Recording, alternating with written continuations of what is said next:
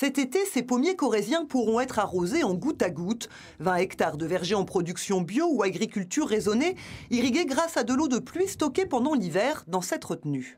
L'étang est fait, il va faire à peu près 20 000 mètres cubes et donc il va y avoir des canalisations enterrées qui vont amener l'eau à chaque verger, chaque parcelle à arroser sur lesquelles seront branchés après un système de goutte à goutte très économe en eau.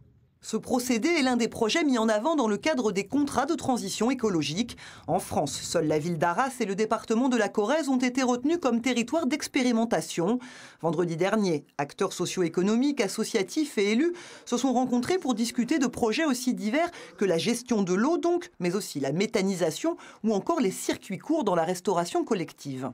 D'habitude, on faisait un plan de l'État qui venait avec des subventions aider des collectivités locales, où certaines collectivités locales faisaient leur propre plan. Là, l'idée, c'est de mettre tout le monde autour de la table, l'État, les collectivités locales, les entreprises, dans leur diversité, les agriculteurs, les associations environnementales, pour que tout le monde se parle. On ne sera pas d'accord sur tout, mais on va déclencher une démarche vertueuse pour la transition écologique. Une transition qui doit donc conjuguer développement économique, innovation et préservation de l'environnement.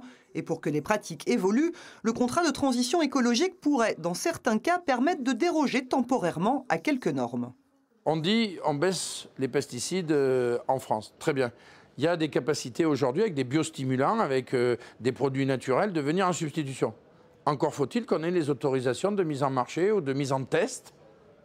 Et donc, c'est ces tests-là que nous allons faire et qu'il faut que le ministère nous débloque. Et donc, on travaille de concert pour arriver à cela. Avec cette expérimentation, la Corrèze devrait aussi être prioritaire sur certains financements de l'État.